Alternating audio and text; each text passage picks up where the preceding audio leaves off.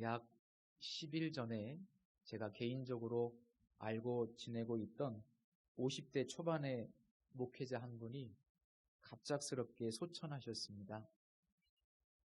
이분은 매우 건장한 체격을 가지고 계셨고 특별한 지병도 없으셨는데 지난 금요일 날 금요 기도회를 인도하시기 전에 갑작스럽게 심장마비로 세상을 떠나고 말았습니다.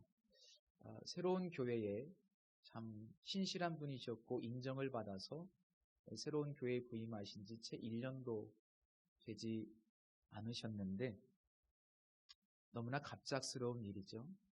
교회에도 슬픔이 있고 또 아직도 그 성인이 되지 않은 3명의 아이들이 있습니다. 얼마나 안타까운 일입니까? 무엇보다도 이렇게 서로 사랑했던 남편을 떠나보낸 그 아내의 슬픔은 얼마나 컸을까? 전혀 준비되지 않은 갑작스러운 예고 없는 죽음 앞에 얼마나 큰 고통과 아픔을 느끼셨을까? 저도 이 소식을 듣고 한동안 가슴이 먹먹했습니다. 어떻게 보면 인생이라고 하는 것이 참 슬프고 허무한 것이 아닌가 잠시 그런 생각도 들었고, 그러나 시간이 점점 지나면서 내게 주신 오늘 하루의 삶이 너무나 소중하고 내게 허락한 이 자리가 예배할 수 있는 것이 너무나 소중하고 또 내게 사랑하는 가족들이 아직 있다는 것도 너무나 소중하다라는 것을 깨닫게 됐습니다. 그래서 저는 오늘 야곱의 가정에서 벌어진 수많은 이야기 가운데 특별히 라헬의 죽음과 베냐민의 탄생 이야기를 선택하게 됐습니다. 사실 죽음에 관한 주제는 무겁고 때로는 우리의 삶을 슬프게도 하지만, 그러나 반대로 우리의 유한한 인생을 보다 더 가치 있고 의미 있게 만들어주기도 합니다. 그래서 전도자는 전도서에서 이렇게 권면을 하지요. 초상집에 가는 것이 잔치집에 가는 것보다 나으니 모든 사람의 끝이 이와 같이 됨이라. 산자는 이것을 그의 마음에 둘지니라. 창세기 35장에는 야곱과 관련된 아주 중요한 3사람의 죽음이 기록되어 있습니다. 8절에 보면 리브가의 유모 드보라의 죽음이 소개되어 있는데, 이 여인은 야곱이 태어날 때부터 평생 야곱을 돌보아준 여인이었습니다. 유모를 잃은 슬픔을 야곱은 알론 바굿이다라고 표현하고 있는데, 이 표현은 통곡의 상수리나무, 슬픔의 상수리나무, 눈물의 상수리나무, 이런 의미를 가지고 있습니다. 또 이 35장 29절 말씀에 보면 야곱의 아버지 이삭의 죽음에 대해서도 기록하고 있습니다. 아버지의 큰 사랑을 받지는 못했지만 편애로 인해서 아버지에 대한 약간의 상처가 있기는 하지만 그래도 자신을 이 땅에 있게 해준 커다란 산과 같은 존재가 바로 아버지 아니겠습니까? 그런데 그 아버지도 야곱의 곁을 떠나고 맙니다. 역시 이 죽음 또한 야곱에게는 아주 커다란 슬픔이었을 겁니다. 오늘 읽은 본문에는 특별히 라헬의 죽음이 기록되어 있습니다. 유모 드보라가 평생 자신을 사랑해 주었던 여인이라면 라헬은 그가 평생토록 아주 뜨겁게 사랑했던 여인이었습니다. 야곱은 지난 과거에 이 여인을 얻기 위해서 아주 큰 대가를 지불했죠. 그리고 한여름에 장렬하는 태양볕처럼 정말 뜨겁게 이 여인을 사랑했습니다. 그런데 그렇게 소중했던 라헬이 엄청난 산통을 겪다가 출산과 동시에 그만 세상을 떠나게 됩니다. 얼마나 허무했겠습니까? 얼마나 슬펐겠습니까? 오늘 본문에 야곱의 그런 개인적인 감정들의 기록이 없습니다. 그런데 아마도 야곱은 정말 극도의 슬픔과 고통을 느꼈을 것이 분명합니다. 홈스와 라해 박사의 스트레스 반응 지수를 연구한 결과가 있습니다. 그런데 그 스트레스 지수를 연구한 결과를 제가 보니까 가장 큰 스트레스를 받는 것, 인간이 살면서 가장 큰 스트레스가 뭐냐? 순위를 매겼는데 100점, 1등이 나온 것이 바로 사랑하는 배우자의 죽음입니다. 사랑하는 배우자의 죽음은 우리 인생의 가장 큰 고통입니다. 성도 여러분, 나를 사랑해 주었던 가족들도 언젠가는 다 나를 떠나게 됩니다. 그리고 지금 내가 사랑하는 가족들도 다 남겨두고 언젠가 먼저 떠나게 될 겁니다. 한 세대가 가고 한 세대가 오는 것이 순리이기 때문에 시편 90편 12절 말씀에서는 이렇게 권면하고 있습니다. 우리에게 우리의 날 계수함을 가르치사 지혜로운 마음을 얻게 하소서. 엘리자베스 퀴블러 로스라고 하는 분과 데이비드 캐슬러라고 하는 분이 함께 쓴 인생 수업이라는 아주 유명한 책이 있습니다. 우리나라에서도 굉장한 베스트셀러였던 책인데, 이 책에 보면 데이비드 캐슬러라고 하는 저자의 개인적인 이야기가 한 토막 소개되어 있습니다.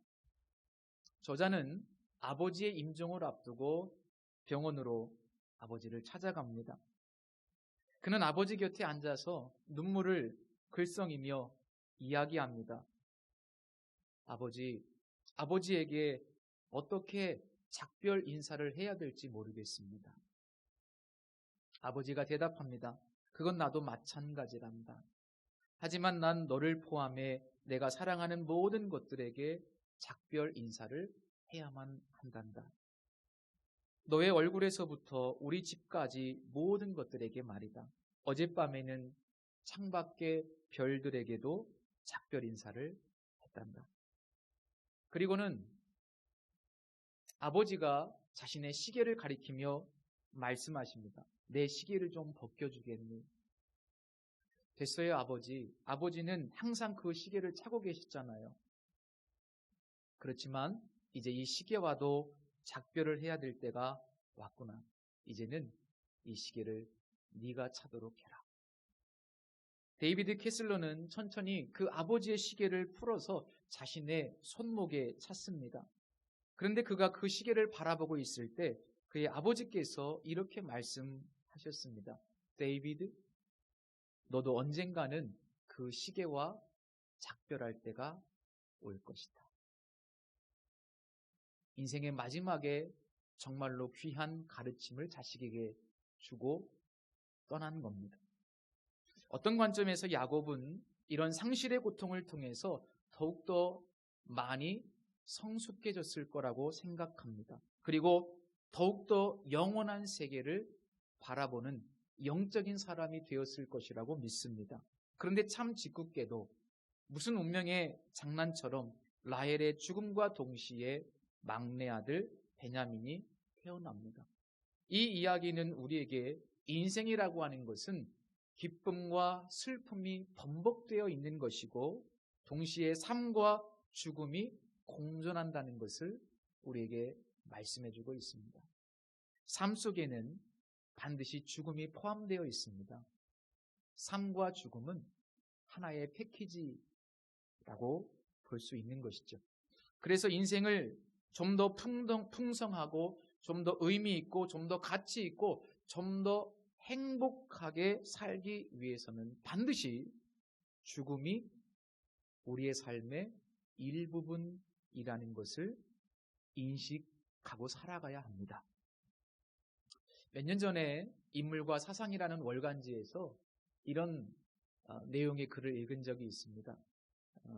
의사 김해남 선생님의 인터뷰 내용이었는데 이분은 현재 의사로 활동하진 않습니다. 그 이유는 파킨슨이라는 병에 걸렸기 때문입니다.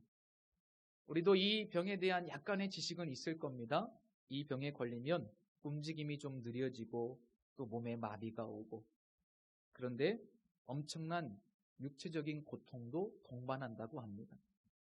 이분도 처음에는 이렇게 고통스럽게 살면서 가족들에게 피해를 주느니 차라리 죽어버려야 되겠다라는 생각을 했다고 해요. 그런데 아이러니하게도 병원문도 닫고 좌절 속에서 살다가 책을 쓰게 되고 많은 사람들에게 멘토의 역할을 할 수 있었던 이유는 바로 그 파킨슨 병 때문이라고 합니다. 그러니까 건강을 상실하면서 죽음이 내 삶의 일부라는 아주 큰 진리를 깨닫게 된 겁니다. 이분이 인터뷰에서 이런저런 말들을 하셨는데 제가 몇 가지 이야기만 추려서 말씀을 드릴게요. 이런 이야기를 하셨습니다. 병이 저를 겸손하게 만들었습니다. 자, 또 하나, 안 아팠으면 저도 인생과 세상을 못 느끼고 살았을 거예요. 사람은 잃어버려야 자신이 가졌던 게 얼마나 소중한지를 아는 어리석은 동물이거든요. 그녀는 또 이렇게 고백했습니다. 언젠가는 죽는다. 그러니까 지금 잘 살아야지. 언젠가는 죽는데. 내일 죽을지 모레 죽을지 모르는데 그럼 그동안 재미있게 살아야지. 이런 고백들을 합니다. 그런데 이런 고백들은 바로 삶과 죽음이 공존한다는 사실을 깨달은 사람의 고백이라는 겁니다. 안타깝지만 야곱과 라헬이 이 진리를 조금 더 일찍 깨달았다면 얼마나 좋았을까? 조금 더 행복한 삶을 살지 않았을까? 그렇게 평생 원망하고 싸우고 다투고 경쟁하고 그렇게 치열한 인생, 복잡한 인생을 살지는 않았을 텐데. 라헬은 어떤 여인입니까? 야곱이 한눈에 반할 만큼 정말 매력적인 처녀였습니다. 그러나 참 욕심이 많은 여인이었습니다. 남편의 사랑을 독점하려는 욕망, 언니와의 경쟁에서 이기고 싶은 욕망, 오죽하면 이 자식들의 이름을 지으면서 억울함을 푸심이라는 뜻의 단, 그 다음에 크게 경쟁해서 이겼다라는 뜻의 납달리, 또 마지막은 여호와는 다시 다른 아들을 내게 더하시기를 원하노라 라는 뜻을 가진 요셉이라고 지었겠습니까? 이 이름들 전부 다 보시면 야곱의 욕망이 투영되어 있는 자식들의 이름입니다. 오늘 본문에도 보면 간접적으로 이 라헬의 욕망을 추측해 볼 수 있는 부분이 있는데요. 죽는 순간 아들의 이름을 지으면서 베노니라고 짓습니다. 아시다시피 이 고대 근동 지역에서 이름은 그 사람의 운명과 연결되어 있다는 믿음이 강했지 않습니까? 그런데 이 베논이라는 이름은 고통스러운 아들 혹은 슬픔의 아들, 이런 의미를 가지고 있습니다. 그런데 이 이름은 아이를 낳을 때 왔던 그 극도의 어떤 진통, 그 산통만을 의미하지는 않습니다. 이 이름 속에는 지금 태어나는 이 자식 때문에 내 인생에 이런 고통과 슬픔이 왔다는 뜻입니다. 한마디로 말하면 너 때문에 내 인생이 이렇게 고통스럽다, 이런 뜻입니다. 왜 이런 이름을 지었을까요? 언니와의 경쟁에서도 이겨야 되고 내가 지금 죽으면 이 사랑을 누가 다 차지할까? 이거 억울한 거예요. 지금까지는 다 내 차지였는데, 더 많은 사랑도 받아야 되는데, 이제 곧 모든 것을 갖게 되는데, 너 때문에, 이제 너 때문에 내가 이렇게 비참하게 슬프게 내 인생을 마감하게 되었구나. 이제 모든 것을 다 가졌다고 생각했는데, 그런 원망과 슬픔이 섞인 이름입니다. 그러니까 이 베논이라고 하는 이름 속에서도 우리는 라헬의 끊임없는 욕망을 발견할 수 있습니다. 이 베논이라는 이름 속에는 또 다른 의미도 포함되어 있습니다. 이 이름의 두 번째 의미는 바로 허무의 아들이라는 뜻입니다. 허무의 아들. 임신했을 때만 해도 얼마나 기뻤습니까? 하나님께서 내 기도를 들어주셨구나, 이런 생각을 하지 않았겠습니까? 이제 야곱에게 더 많은 사랑을 받을 수 있겠지, 그런 상상만으로도 얼마나 행복했겠습니까? 더군다나 아들을 낳으면 언니와의 경쟁에서도 물론 숫자적으로는 밀리지만 막내 아들 하나 더 나오면 심리적으로는 승리의 기쁨을 누릴 수 있지 않겠습니까? 정말 행복한 순간, 기도의 응답이 이루어진 순간, 이제 원하는 모든 것을 다 가졌다라고 생각했던 바로 그 순간에 죽음의 그림자가 다가오니까 얼마나 허무합니까? 그래서 그 자식의 이름을 허무의 아들 베노니라고 짓습니다. 어떤 관점에서 인생은 참 허무하게 느껴질 때가 있습니다. 라헬은 왜 자신의 인생에 허무함을 느꼈을까? 우리가 이것을 한번 질문해야 되겠죠. 왜 인생에 허무함을 느꼈을까? 왜 그녀의 인생은 이렇게 허무했을까? 야곱도 그렇지만 라헬도 일평생 끊임없이 무엇인가를 추구하는 삶, 무엇인가를 욕망하는 삶을 살았기 때문입니다. 이런 삶에는 본질적으로 만족이 없습니다. 사실 우리는 인간이기 때문에요, 하나님께서 우리를 창조하셨을 때 무엇인가를 갈망하도록, 무엇인가를 추구하고 욕망하도록 창조하셨어요. 그게 생명이 된지라, 그 생명이라는 단어의 의미입니다. 무엇인가를 계속해서 추구하고 욕망하는 존재. 그런데 그것 자체가 문제는 아니지만, 그러나 그 욕망의 추구가 어떤 선을 넘어서서 집착이 되어버리면 그것은 아주 큰 인생의 비극을 낳게 됩니다. 왜냐하면 무엇인가에 지나치게 집착하게 되면 오늘을 제대로 살지도 못하고 내일도 제대로 살지 못하기 때문입니다. 오늘 제대로 살지 못하고 내일도 제대로 살지 못하는 비참한 인생, 그것이 바로 끊임없이 무엇인가 만족하지 못하고 집착할 때 찾아오는 인생의 결말입니다.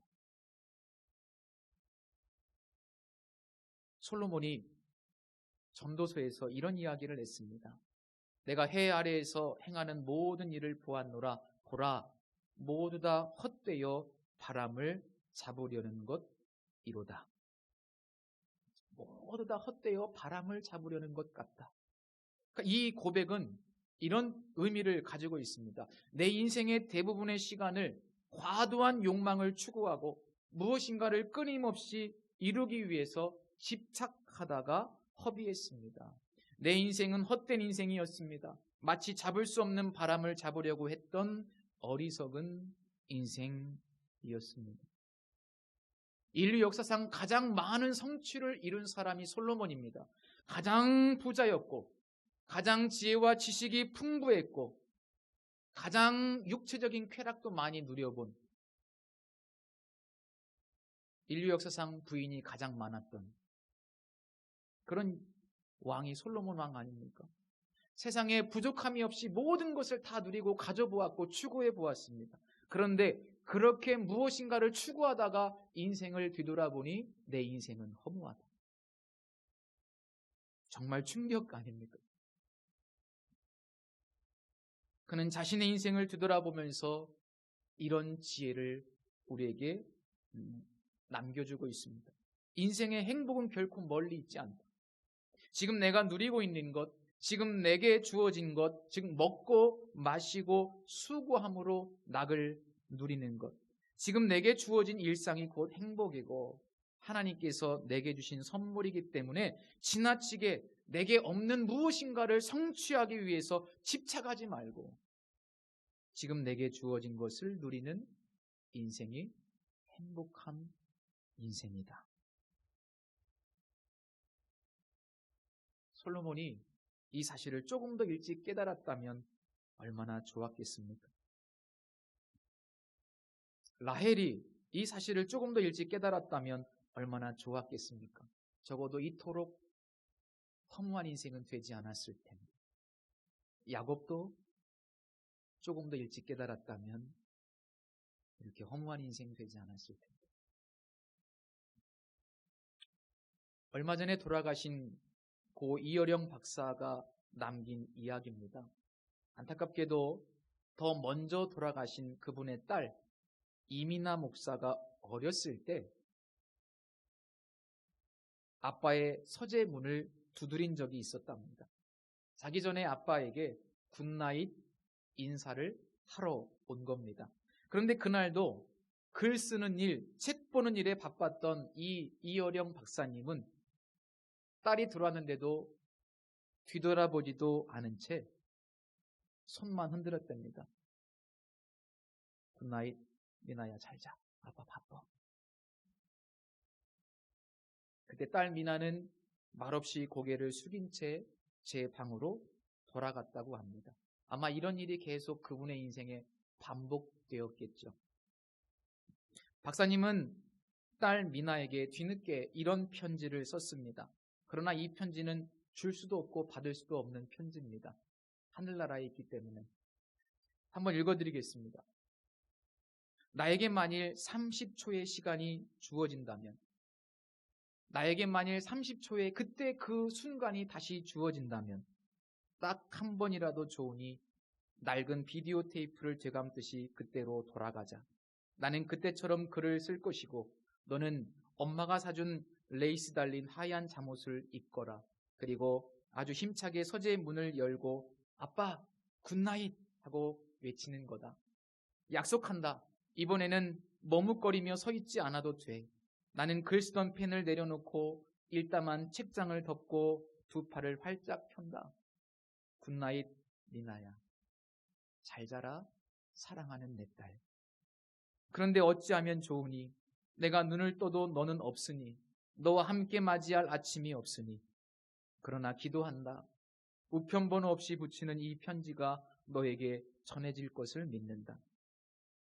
그래서 묵은 편지함 속에 쌓여있던 낱말들이 천사의 날갯짓을 하고 일제히 하늘로 날아오르는 꿈을 꿀 것이다.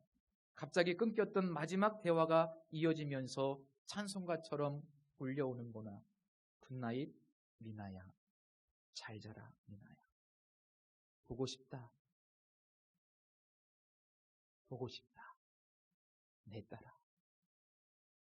여러분, 이 박사님이 이 편지를 쓰면서 얼마나 후회의 눈물을 흘렸겠습니까? 고 이어령 박사가 이 편지를 통해서 우리에게 전하는 메시지는 무엇이었을까? 사랑하는 데 필요한 시간은 딱 30초밖에 걸리지 않는다. 사랑하는 자식들에게 전화 한 통 할 수 있는 시간 30초. 사랑하는 부모님께 안녕하시냐고 안부를 물을 수 있는 시간 단 30초.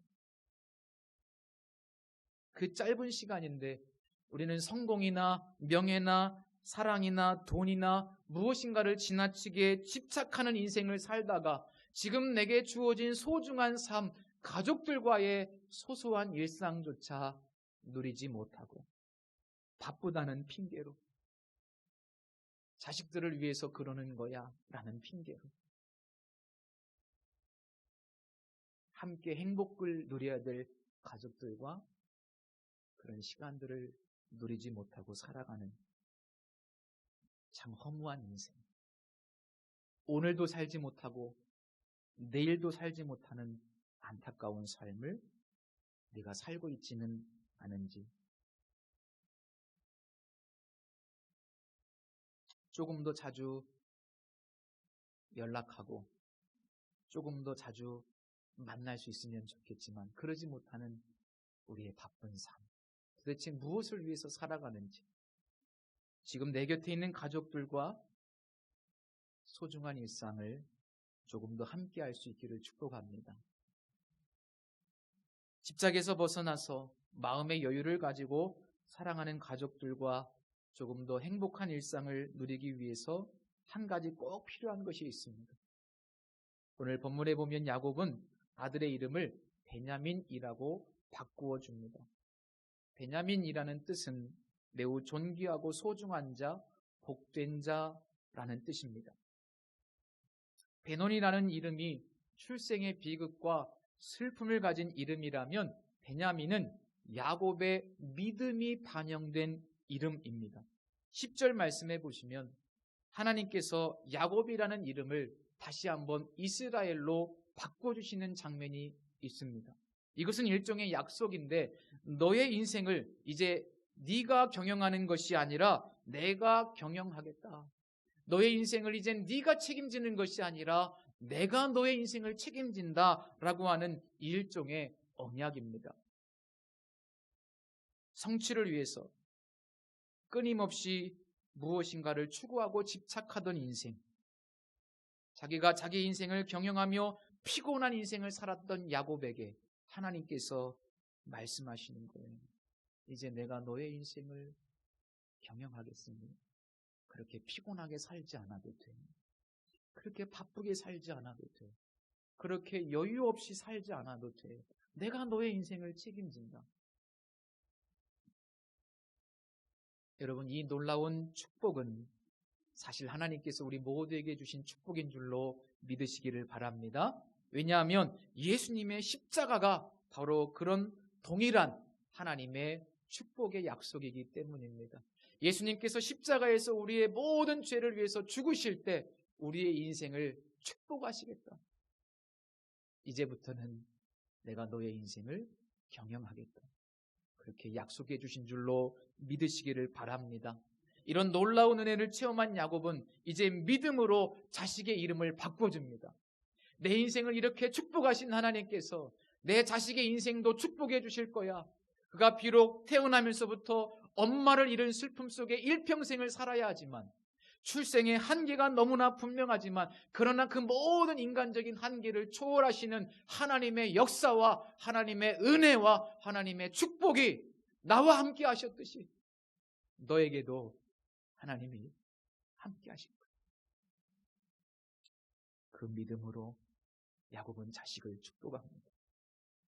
하나님께서 우리의 인생과 집을 세우시는 겁니다. 이 믿음을 가질 때, 예수 그리스도의 십자가의 축복을 우리가 진짜로 믿을 때, 우리는 우리 인생의 모든 무거운 짐을 주님 앞에 내려놓고 집착하는 인생이 아니라, 바람을 쫓는 인생이 아니라, 오늘 내게 주신 이 소중한 하루를 하나님의 선물로 인식할 수 있고, 내게 허락된 이 소중한 가족들을 하나님의 선물로 깨달을 수 있고, 그래서 그것들을 조금 더 누리며 그들과 함께 조금 더 행복한 인생을 살아갈 수 있다고 믿습니다. 기도하겠습니다. 전능하신 하나님, 야곱의 인생을 복주시고 그의 출생의 한계를 뒤집으시고 섭리하신 주님, 무엇인가를 끊임없이 집착하는 인생에 표본처럼 살았던 야곱과 라헬, 이렇게 허무한 이별과 죽음과 슬픔을 경험하면서 하나님께서 우리에게 주시는 귀한 메시지가 있다고 믿습니다. 이 5월 가정의 달, 다시 한번 사랑하는 우리의 가족들을 뒤돌아보며 그들과 더 소중한 일생을 보낼 수 있도록 축복해 주시고, 용서하고 용서받을 수 있도록 도와주시고, 소원한 모든 것들이 회복되게 하시며 우리의 가정이 정말로 행복한 주님께서 세우시는 복된 가정 되게 하여 주옵소서. 이제 불평과 불만을 내려놓고 내게 주신 것을 감사하며 만족하는 그러한 귀한 인생 되게 하여 주옵소서. 무엇인가를 끊임없이 추구하는 그것 때문에 마음속에 허전함을 느끼는 인생이 아니라 예수 그리스도로 충만한 인생 되게 하여 주옵소서. 예수님 이름으로 기도드립니다. 아멘.